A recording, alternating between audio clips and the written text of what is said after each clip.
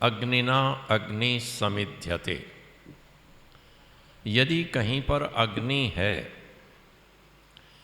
तो उससे दूसरी अग्नि समिद्ध हो सकती है। अग्नि से ही अग्नि प्रज्वलित हो सकती है, समिद्ध हो सकती है। किंतु उस समिंधन की एक शर्त है कि जो समिधा है उसमें भी अग्नि अंतर्निहित होगी। अंतर्निहित अग्नि ही अग्नि का संपर्क पाकर के अभिव्यक्त हो जाएगी, प्रज्वलित हो जाएगी। और यदि समिधा में अग्नि जो अंतर्निहित थी उसको आपने इतना पीछे कर दिया, समिधा को गीला कर दिया, तो अग्नि की मात्रा वहाँ बहुत न्यून हो गई या इतनी कम हो गई कि उसमें समिंधन का सामर्थ्य नहीं रहा। जबकि नैसर्गिक रूप से प्रत्येक समिधा में अग्नि है, किंतु बाह्य कारणों से उसमें समिंधन नहीं होता। तो जो अग्नि है बस जब उसको अवसर मिल जाए तो समिद्ध हो जाती है, दीप्त हो उठती है। महर्षि दयानंद जी महाराज जब कर्म क्षेत्र में आए और उनके साथ जिन व्यक्तियों का संपर्क हुआ, यदि किसी ने अपने आप को ऐसा कर लिया था कि वो अग्नि तिरोहित हो गई थी तो समिंधन नहीं हुआ। अन्यथा ऋषि दयानंद के साथ यदि कोई सरल भाव से मिला तो उसके अंदर ऋषि के संसर्ग मात्र से अग्नि समिद्ध हुई। ऋषि ने जिस संस्था की स्थापना की, आज भी बहुत सारी संस्थाओं की स्थापना होती है और संस्थाएं बनती हैं, चलती हैं, किंतु ध्यान रखिएगा कोई भी संस्था, कोई भी सभा या कोई संगठन अपने समय की संतान होती है। उस संस्था का महत्व इस बात में नहीं है कि वो बिना नींव का महल खड़ा हो गया हो, बिना मौसम के, बिना फूल के फल आने लगे, इसमें महत्व नहीं है। किसी भी संस्था का, संगठन का महत्व इसमें है कि वो अपने समकालीन समस्याओं का समाधान कितना करती है। उसका महत्व इसमें है कि समाज का पथ प्रदर्शन कितना करती है। यही महापुरुषों पर लागू होता है। ऋषि दयानंद जी महाराज ने इतने व्यापक परिप्रेक्ष्य में चिंतन किया कि मनुष्य के जीवन का कोई पार्श्व या कोई कोना ऋषि दयानंद के चिंतन से अछूता नहीं रहा। और इसीलिए ऋषि दयानंद की उस अग्नि से जो अग्नि प्रज्वलित हुई, उन्होंने अलग अलग क्षेत्रों में, अलग अलग दिशाओं में काम किया। बहुत सारे ऐसे व्यक्ति रहे जो ऋषि के संपर्क में आकर के केवल राजनीति में प्रवृत्त हो गए और उन्होंने अपने आप को राजनीति के लिए समर्पित कर दिया। ऋग्वेद का ही एक मंत्रांश है दूसरा, और उसमें हमें ये प्रेरणा दी गई है, मनुष्य मात्र को प्रेरणा दी गई है, वी सर्प मातरम भूमिम, कि हम चलें, सर्पण करें, गति करें। किसकी ओर गति करें? अर्थात हमारी चेष्टाएं, हमारे जो प्रक्रियाएं हो, हमारा जो ध्यान हो, किसकी ओर हो? मातरम भूमिम, जो भूमि हमारी माता है उसके प्रति हमारी दृष्टि हो, उसके प्रति हमारा चिंतन हो। तो ऋषि दयानंद ने मातृभूमि के प्रति भी चिंतन दिया था। और ऋषि के जीवन के अनेक प्रसंग हैं। उन प्रसंगों में से एक महत्वपूर्ण प्रसंग है कि स्वदेशी की आज बड़ी चर्चा हो रही है। ऋषि दयानंद ने उस समय स्वदेशी का नारा दिया।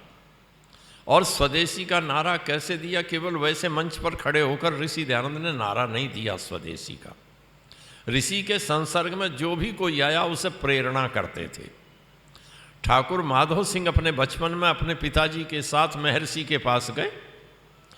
माधव सिंह तो उस समय के जो कपड़े थे, जिसे हम कहें कि आधुनिक कपड़े पहने हुए थे, और उनके पिताजी ने देसी वो हाथ का कता बुना मोटा सा कपड़ा पहना हुआ था।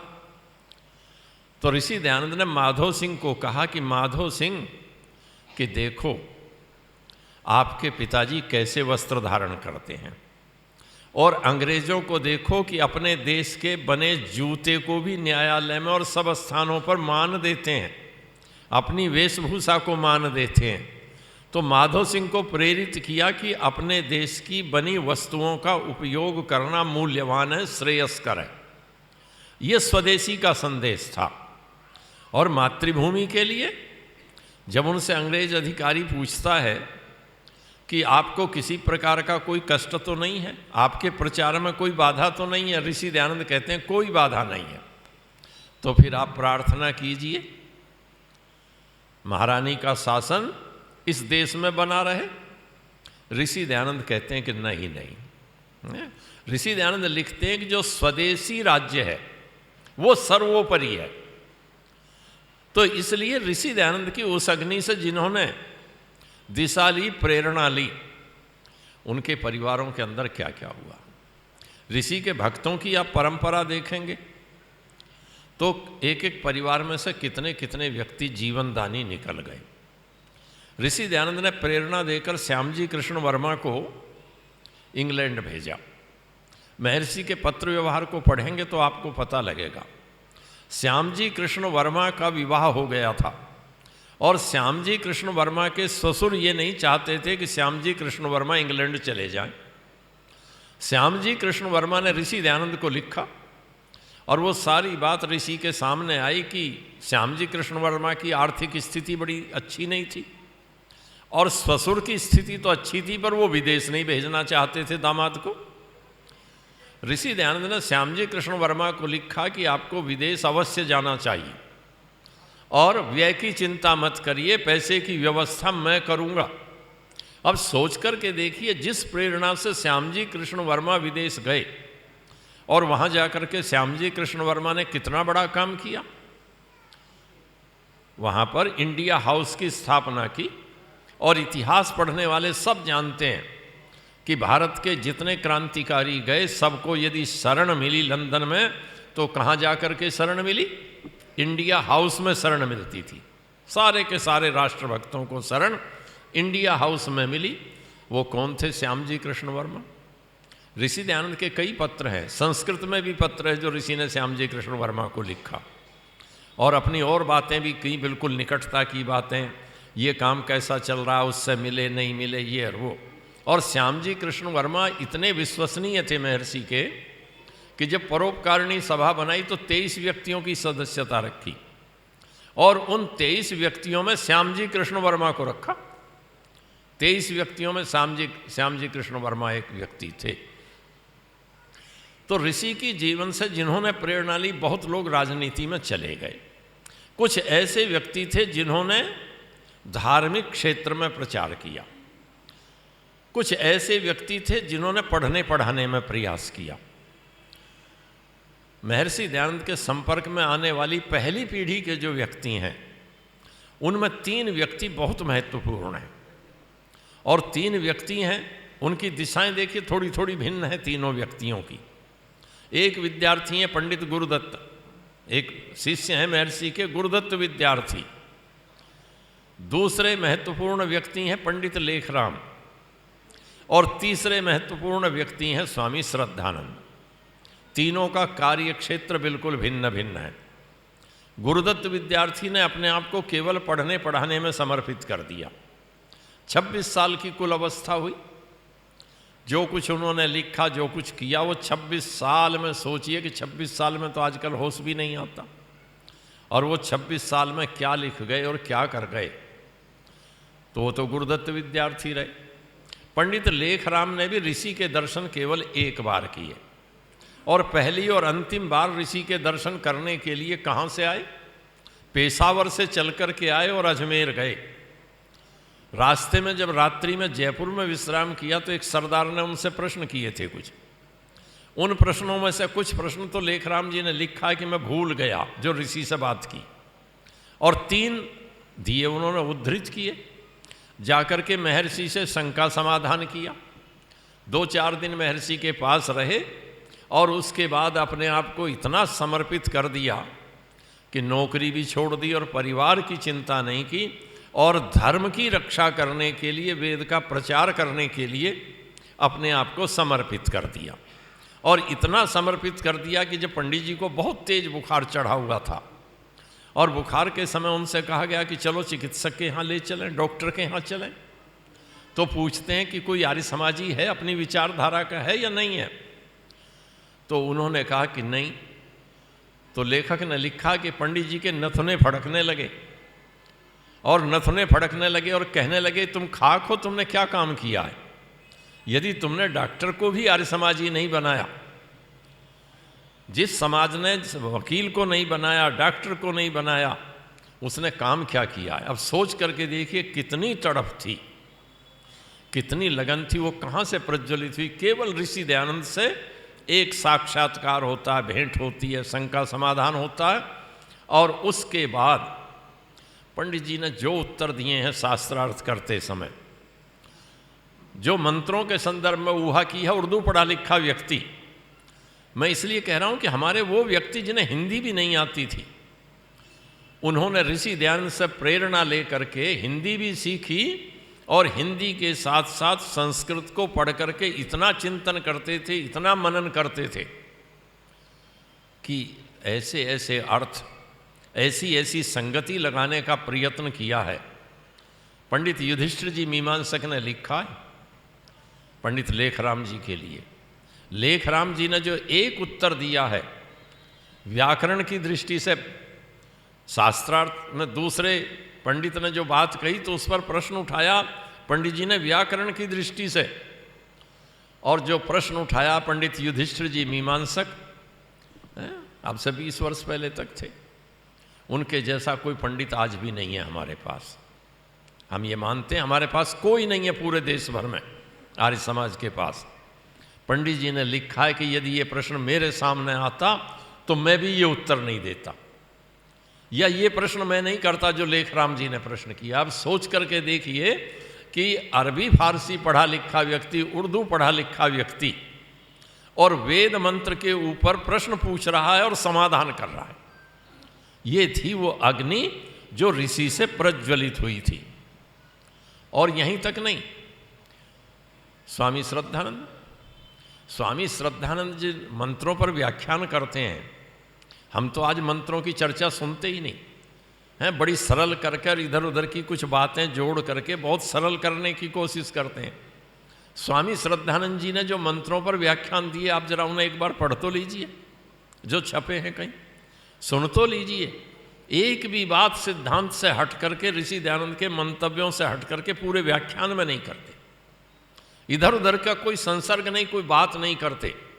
कितना गंभीर चिंतन वो करते रहे 24 घंटे। और कितने लोगों ने अष्टाध्यायी हाथ में थाम ली थी उस समय के लोगों ने। गुरुदत्त विद्यार्थी अष्टाध्यायी लिए रहते हैं और ये चाहते हैं कि डीएवी कॉलेज से मतभेद क्या हुआ। डीएवी कॉलेज के तो बनाने वालों में थे, और उस समय का इतिहास साक्षी है कि जो धन की अपील होती थी, सबसे अधिक धन यदि डीएवी कॉलेजों को मिलता था तो गुरुदत्त विद्यार्थी की अपील पर मिलता था। उनकी अपील से अधिक धन किसी से नहीं मिला। किंतु इस बात पर मतभेद हो गया कि वो ऋषि दयानंद की आर्ष शिक्षा प्रणाली को उसमें नहीं जोड़ रहे थे, आधुनिक को हिंदी के साथ जोड़ रहे थे, सब चीज़ें करते थे। किंतु जिसे ऋषि दयानंद कहते हैं आर्ष शिक्षा प्रणाली, जो तीसरे समुल्लास में है, उसे जोड़ने के लिए तैयार नहीं हुए। तो एक तरह से ये कहिए अपनी उस संतान जिसको बनाया डीएवी कॉलेज को, उसको छोड़ने में उन्होंने देरी नहीं लगाई, उससे भी अलग हट गए। तो ये जो अग्नि थी, ये अग्नि उनमें थी, ये अग्नि स्वामी श्रद्धानंद जी में थी। स्वामी श्रद्धानंद जी का कांग्रेस में कितना बड़ा कद था, सोच कर देखिए। महात्मा गांधी को जब कहीं कोई पहचान नहीं मिली हुई थी और दक्षिण अफ्रीका में वो आंदोलन कर रहे थे, तो गुरुकुल के विद्यार्थियों से नदी के किनारे बांध बन रहा था, पत्थर तुड़वा करके जो पैसा इकट्ठा हुआ वो महात्मा गांधी को वहाँ भेजा, और उसके बाद महात्मा गांधी उन्हें बड़े भाई कह करके संबोधित करते रहे। किंतु उसी महात्मा गांधी को छोड़ने में कितनी देरी लगी उन्हें। क्या सिद्धांत था? केवल शुद्धि के लिए आकर के, धर्म की रक्षा के लिए, राजनीति को तिलांजलि दे दी। और इतना बड़ा कद था, उसका अनुमान केवल आप एक घटना से करें कि जब जलियांवाला बाग का कांड हुआ और उस जलियांवाला बाग कांड के बाद जब कांग्रेस अपना अधिवेशन अमृतसर में कर रही थी, उसके कुछ महीने बाद दिसंबर में, तो उस समय हिम्मत नहीं हो रही थी कांग्रेसियों की कि अमृतसर में अधिवेशन भी किया जा सकता है। उस समय स्वागताध्यक्ष स्वामी श्रद्धानंद बने और ऐसी परीक्षा की घड़ी आई, ऐसी विषम स्थितियां हुई, सामियाने लग गए, टेंट लग गए, सारे देश से प्रतिनिधि आ गए, बंगाल के प्रतिनिधि आ गए। अब बंगाल में तो दिसंबर में चादर ओढ़ का काम चलता है रात्रि को, वो तो सब चले आए कि अमृतसर, उन्हें क्या पता था कि अमृतसर तो जमाव बिंदु पर रहता है दिसंबर में। और सम्मेलन से 2-3 दिन पहले जो जोरदार वर्षा हुई है, सारे टेंट गिर गए और जहाँ तंबू लगे थे, ठहरने की व्यवस्था थी, सब जलमग्न हो गया। अब क्या किया जाए? स्वामी श्रद्धानंद जी घोड़े तांगे में बैठ करके निकले, तांगा ले करके, और जिस चौराहे पर 10 व्यक्ति मिल गए, 5 व्यक्ति मिल गए, तांगा रोका और उनसे कहा कि ये बताओ जो मेहमान आएंगे वो कहाँ रुकेंगे? क्या हम अपने मेहमानों को अपने घरों में नहीं रुकाते?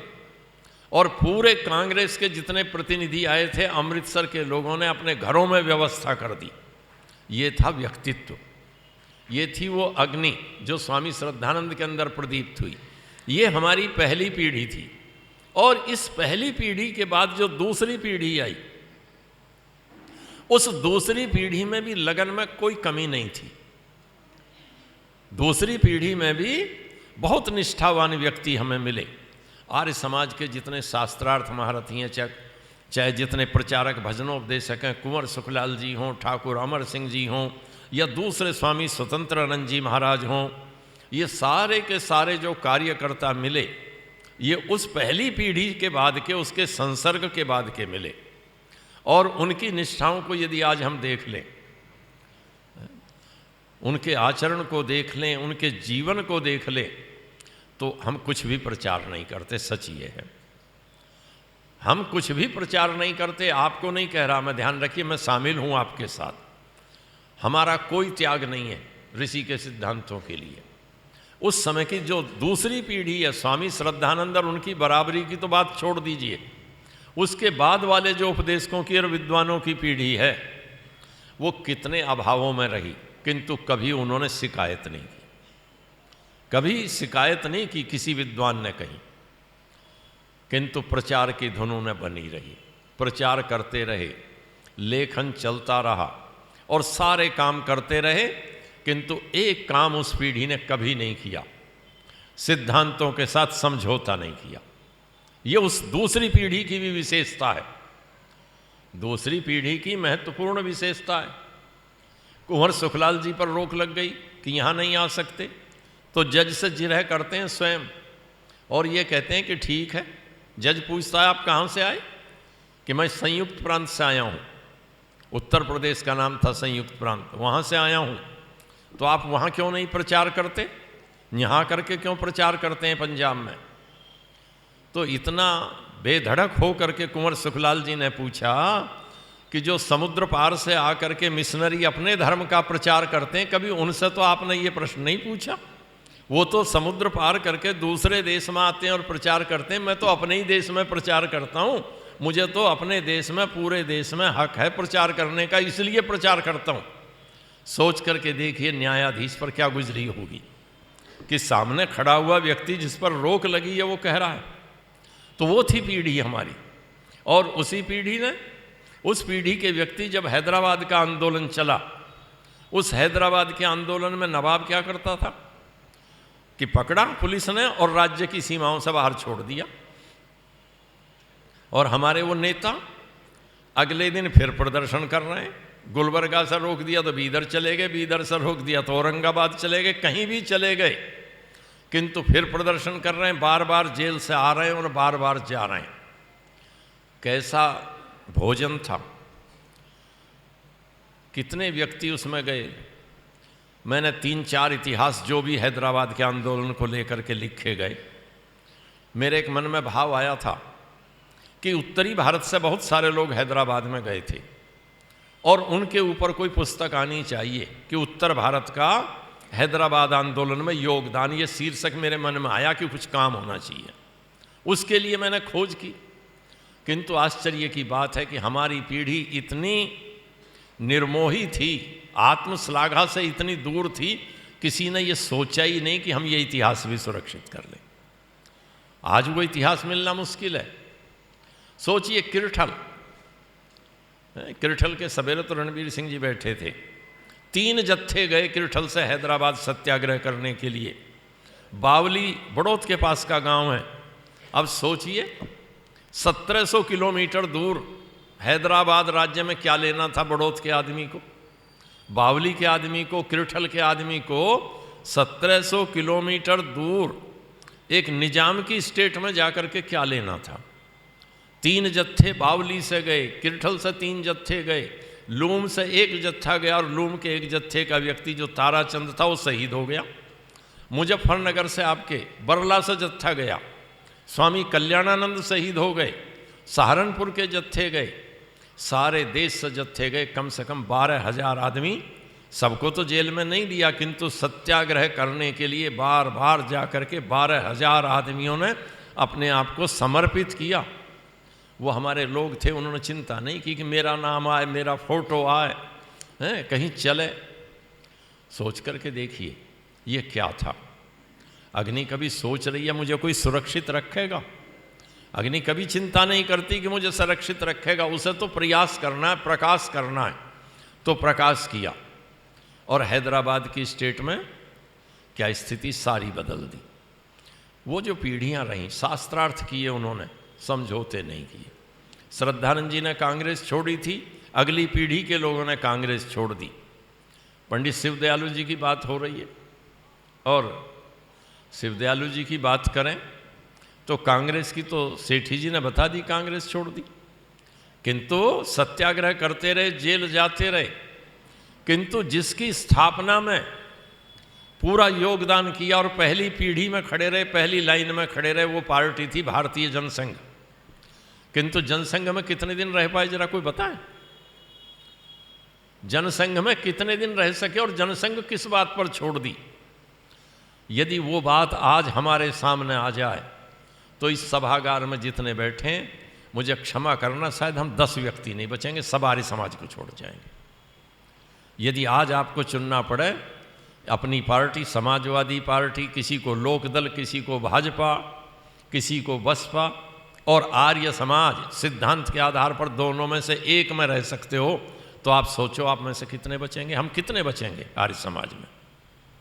भाजपा के लिए सारे चले जाएंगे आर्य समाज को छोड़ करके, बसपा के लिए हम सारे चले जाएंगे, लोकदल में निष्ठा है तो नल चलाने सारे चले जाएंगे, चाहे वो नल हमारा कुछ भी करता रहे, सब चले जाएंगे। और साइकिल की सवारी का मौका मिला तो 1 मिनट आर्य समाज में नहीं रुकेंगे हम। सोचिए, शिवदयालु जी जनसंघ की स्थापना के समय पहली पंक्ति के व्यक्तियों में थे, और आर्य समाज का सैद्धांतिक विचार आया। कितनी छोटी सी बात पर उन्होंने जनसंघ को छोड़ दिया। इतनी छोटी सी बात है कि बहुत छोटी सी बात है। इतनी छोटी बात, बहुत सारे चित्र लगाए हैं उन्होंने, अपने सारे महापुरुषों के चित्र लगाए। ऋषि दयानंद के चित्र के लिए कोई जगह नहीं है। शिवदयालु जी कहते हैं कि जब ये इतने सारे चित्र लग सकते हैं, आर्य समाज मूर्ति पूजा नहीं करता। किसी चित्र पर शिवदयालु जी को भी माला नहीं चढ़ानी थी। अगर भाई उन्हें माला चढ़ानी थी, भगवान मान रहे थे दयानंद को, ईश्वर का स्थानापन्न नहीं थे, महापुरुष ही मानकर बात कर रहे थे। इतने सारे महापुरुषों के चित्र लगे हैं तो दयानंद का चित्र क्यों नहीं है? और जब वो बात नहीं हो सकी तो उन्हें लगा इस पार्टी के साथ गुजारा नहीं हो सकता। ऐसी 1-2 छोटी छोटी बातें थीं और उनके ऊपर उन्होंने जनसंघ को छोड़ दिया। सोच कर देखिए, ये थी हमारी वो सिद्धांत निष्ठा। जिस जरा सी बात पर आज तो हमें ये लगता है कि जनसंघ में जा कर के पता नहीं पार्षद का टिकट मिल जाएगा तो ये समझ लेना सीधा मुक्ति का टिकट मिल गया, पार्षद का टिकट मिल गया। तो और किसी भाजपाई सांसद के साथ बराबर में खड़े होकर फोटो खिंचवाने का मौका मिल गया तो अनंत काल की मुक्ति मिल गई। और उसके साथ जाकर के पूरा महादेव में जल चढ़ाने में हमें कोई संकोच नहीं होता। ठीक है, वो जल चढ़ा रहे हैं। आर्य समाज ने मूर्तियों का तोड़ा नहीं कभी भी किसी मूर्ति को। ये तो कहा कि ये उचित नहीं है, विरोध तो किया, किंतु किसी मूर्ति को तोड़ा नहीं। और यदि कोई जल चढ़ा रहा तो उसके हाथ से लोटा लेकर के फेंका भी नहीं आर्य समाज ने। किंतु ये तो आर्य समाजीपना नहीं था कि हमने ही लोटा पकड़ लिया है? हम ही फूल बरसाने लगे। और हद तो तब हो गई कि जब हम कांवड़ियों पर फूल बरसाते बरसाते नमाजियों तक चले गए कि नमाजियों पर भी फूल बरसाएं। क्यों? सर्वधर्म संभाव तो तभी बनेगा ना, हमारी उदारता तो तभी बनेगी। ध्यान रखना, जो इतना उदार होता है उसे दुनिया में से मिटना है, उसको मिटना है जो इतना उदार होगा। चाहे आपको ये निगल जाए चाहे वो निगल जाए। आटे का दिया यदि आप बनेंगे तो ध्यान रखिए कहाँ सुरक्षित रहेंगे। आटे का दिया घर में सुरक्षित है? घर में सुरक्षित नहीं है, मौका लगती चूहा ले जाएगा खींच करके। और यदि आपने बाहर रख दिया तो कोई कौवा जैसा पक्षी उठा करके ले जाएगा। तो कहाँ सुरक्षित है आटे का दिया? हम तो आटे का दिया बनते जा रहे हैं। तो आटे का दिया बनने से आप बचें तो बेहतर है। ऋषि दयानंद की ये विचारधारा, बहुत सारे ऋषि दयानंद के प्रोग्राम सरकार ने स्वीकार कर लिए, हमें प्रशंसा करनी है उसकी, हमें कोई आपत्ति नहीं। सरकार ने यदि हमारा काम किया, ऋषि दयानंद की बताई बात को स्वीकार कर लिया, तो हम समर्थन भी करते हैं उस सरकार का, वोट भी इसीलिए देते हैं। किंतु इसका तात्पर्य ये नहीं है कि जो ऋषि दयानंद के विरोधी मंतव्य हैं उन पर भी हम फूल चढ़ाना प्रारंभ कर दें। यदि हम उन पर फूल चढ़ाना प्रारंभ करेंगे तो ध्यान रखना, जो बातें मानी जा रही हैं ये मानी नहीं जाएंगी, आपकी इतनी भी नहीं मानी जाएगी। कमजोर की कोई नहीं मानता। उपनिषद के ऋषि ने एक बात कही और उसने कहा कि ये जो बल है ना, बलम वा विज्ञानाद भूय, हम समझते हैं हम बड़े बुद्धिमान हैं, बड़े तार्किक हैं, हमारी लॉजिकल बातें हैं, सब स्वीकार करते हैं। ध्यान रखना, उपनिषद का ऋषि कहता है बलम वा विज्ञानाद भूय, बल जो है वो विज्ञान से बड़ा है, ताकतवर है। क्यों? अपि है सतम विज्ञानवताम एको बलवाना कंपयते, एक बलशाली आ जाए तो 100 बुद्धिमानों को, 100 विद्वानों को कपा देता है। तो यदि हम बल खो देंगे अपना, और वो हमारा बल क्या था? वो बल हम दरोगा नहीं हो सकते, फोर्स नहीं हो सकते, हम सेना नहीं बना सकते। वो हमारा बल है सिद्धांत का बल और सिद्धांत की निष्ठा का बल। ऋषि दयानंद के सिद्धांतों के प्रति अपनी आस्था और अपने विचार का बल, उसका प्रचार करने के लिए हम अपने आप को समर्पित करें। शिव दयालु जी का जन्मदिन मना रहे हैं, तो शिव दयालु जी ने ऋषि दयानंद के सिद्धांतों को जीवन में उतारा, आश्रम मर्यादा को उतारा। आज तो वो इंटर कॉलेज हो गया, किंतु उन्होंने जो अपना अंशदान दिया था, अपना समर्पण किया था जिस संस्था के लिए, वो गुरुकुल के लिए था, इंटर कॉलेज के लिए नहीं था। इंटर कॉलेज के लिए होता तो शायद कुछ न देते या थोड़ा देते। वो दिया था संस्कृत के प्रचार के लिए, जो कुछ दिनों तक चलता भी रहा, लोग निकले भी यहाँ से, ऐसा नहीं है। मैंने भी 1-2 लोगों को देखा जो पढ़ करके यहाँ से निकले थे। वो काम था प्रचारक बनाने का, वो काम था उपदेशक बनाने के लिए, वो काम था संस्कृत को जीवित रखने के लिए। आज एक उल्टी आंधी आई, हमने स्कूलों को गुरुकुल कहना प्रारंभ कर दिया। दुकानदार तो सब समझदार होते हैं, ग्राहक को जैसा रंग पसंद है उसे अपना सामान उसी रंग में रंग के बेचने में कोई दिक्कत नहीं होती। सफल व्यापारी वही है, और सारी सरकारें सफल व्यापारी होती हैं। और हमारे बहुत सारे लोग सफल व्यापारी होते जा रहे हैं। खोलेंगे स्कूल, नाम गुरुकुल का रखेंगे और मंच पर खड़े होकर कह देंगे कि देखिए इन गुरुकुलों क्या निकाला, मेरे गुरुकुल से कितने निकल गए। भाई तुम ये क्यों नहीं कह देते कि डीपीएस से कितने निकले, उससे तुलना कर लो। तुमने ज़्यादा निकाल दिए या डीपीएस ने ज़्यादा निकाल दिए? किंतु हम माला पहनाएंगे उसको कि हाँ हाँ हाँ इसने कमाल कर दिया। ध्यान रखिए, ऋषि दयानंद के सिद्धांत जीवित रखने हैं तो गाली देना नहीं है किसी को, किसी का अपमान नहीं करना, किसी की उपेक्षा नहीं करना, किंतु अपने सिद्धांत से समझौता भी नहीं करना। और जीवित रहने का रास्ता एक है आज के समय में, जहाँ अपसंस्कृति के आक्रमण हो रहे हैं, आर्य समाज में भी अपसंस्कृति आ रही है, सिद्धांत से समझौता मत करिए। आप 10 हैं तो 11 हो जाएंगे, 12 हो जाएंगे। यदि आप 10 ही नहीं रहे तो किसको जोड़ेंगे आप अपने साथ? तो इस अवसर पर चंद्रकांत जी की पीड़ा तो मैं समझता हूँ, बहुत नहीं कहूँगा।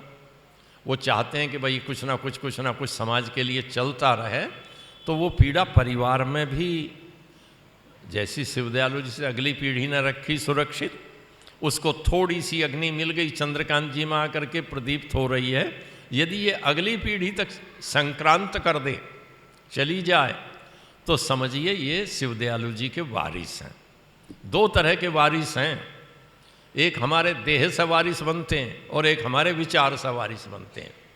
देह का वारिस हमेशा वारिस बना रहे और सुखदाता रहे जरूरी नहीं है, किंतु हमारे विचार का यदि कोई वारिस है तो वो सच्चा वारिस है।